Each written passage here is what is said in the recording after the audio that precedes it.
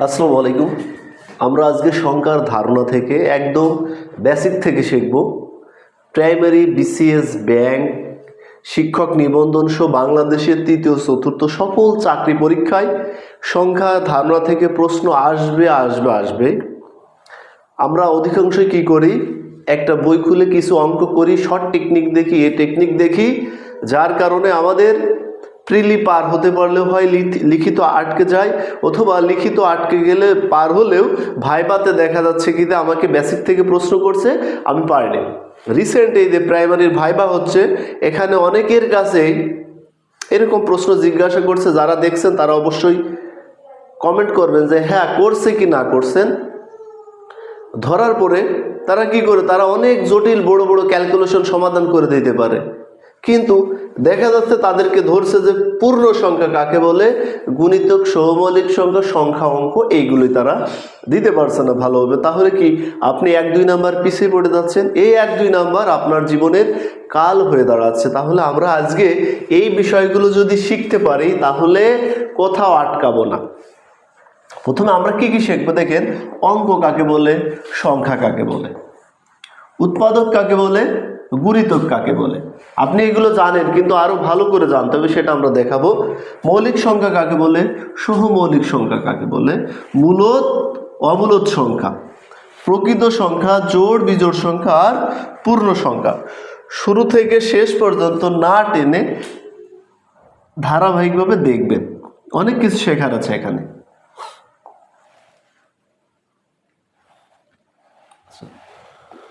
প্রথমে আমরা অঙ্ক কি, 0 থেকে 9 পর্যন্ত যে প্রতীক বা চিহ্নগুলো আমরা দৈনন্দিন কাজে ব্যবহার করি সেগুলোকে আমাদের কি বলা হয়, অঙ্ক বলা হয়। তাহলে বুঝতে পারছি, আবার বলি, 0 থেকে 9 পর্যন্ত যে প্রতীক বা চিহ্নগুলো আমরা দৈনন্দিন কাজে ব্যবহার করি সেগুলোকে অঙ্ক বলে। আপনাকে যদি ভাইভাতেও ধরে আপনি ঠিক সিমিলার বলবেন, স্যার 0 থেকে 9 পর্যন্ত এই 10টা। এখন আমরা অনেকে এই অঙ্ক আর সংখ্যা উল্টাপাল্টা করে ফেলি, গোলাই ফেলি, ভালো করে ধারণা। সংখ্যা, আচ্ছা, এক বা একাধিক অঙ্ক মিললে যে মান বোঝানো হয় তাকে সংখ্যা বলা। অর্থাৎ দেখেন, এই যে 1 আর 0 এই দুইটা মিলে একটা মান বোঝানো হচ্ছে, এটাকে আমরা সংখ্যা বলি। তাহলে অঙ্ক আর সংখ্যা নিয়ে আর কখনো যাতে উল্টে না যায়, মনে হবে যে 10 অঙ্ক না সংখ্যা, এরকম উল্টে যাবে।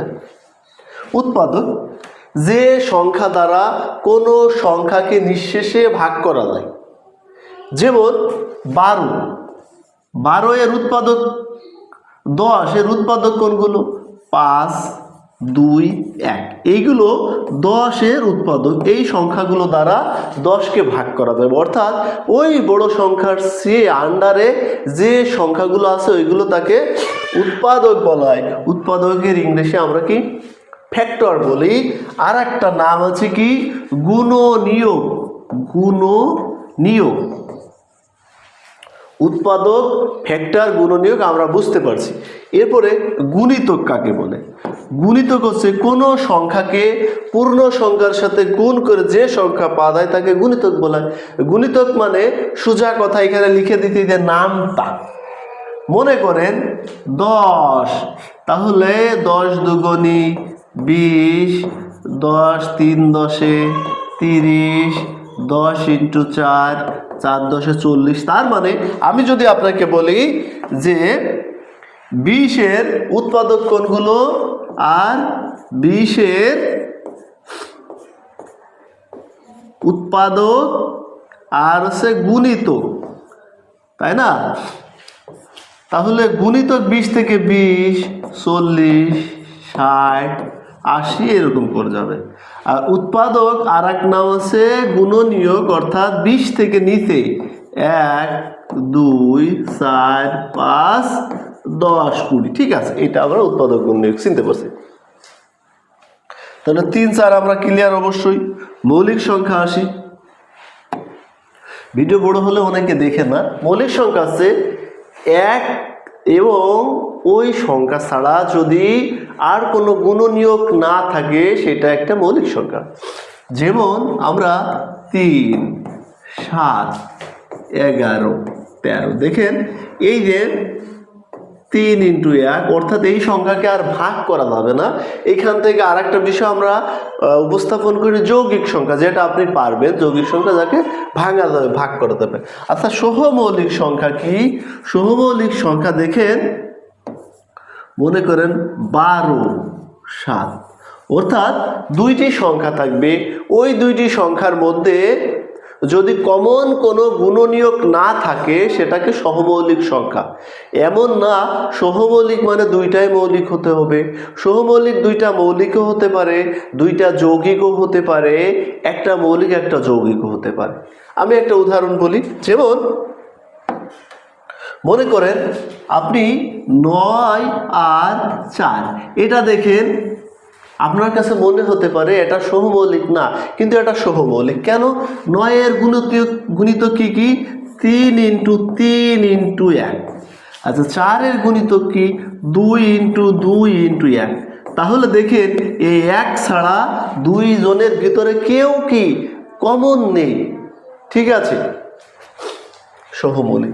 আচ্ছা, এবার আমরা মূলদ শিখবো। মূলদ সংখ্যাকে, মূলদ মানে সসীম, যার লিমিট আছে। আমরা ক্লাস 9, 10-এ পড়ছিলাম না, √2 একটা অমূলদ সংখ্যা প্রমাণ করো। তাহলে মূলদ কথাটির অর্থ কি? সসীম, যেটাকে PQ আকারে লেখা যায়।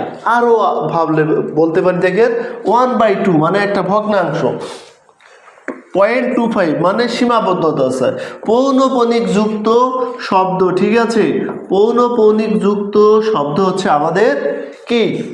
মূলদ সংখ্যা, যেগুলো লিমিটেড আছে, আর আনলিমিটেড হচ্ছে অমূলদ সংখ্যা।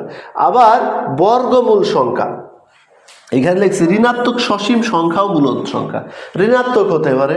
মনে করেন এইটা 1/3, এইটাও কিন্তু মূলদ সংখ্যা। পূর্ণবর্গ সংখ্যা, মনে করেন 36, তাহলে 6, এইটাও হচ্ছে কি যে আমাদের মূলদ সংখ্যা। তাহলে অমূলদ ঠিক এর অপোজিট। অমূলদ হচ্ছে যেটাকে আমরা বলতে পারি অসীম, PQ আকার লেখা যায়। মনে করেন এই যে আমরা কি লিখতে পারি? পাই, ঠিক আছে। মনে করেন √2, √3, এরকম করতে করতে করতে ওর মান চলেই যাবে, শেষ হবে না। আচ্ছা, প্রকৃত সংখ্যা কাকে বলে? যে সকল সংখ্যাগুলোকে সংখ্যা রেখায় অবস্থান করে।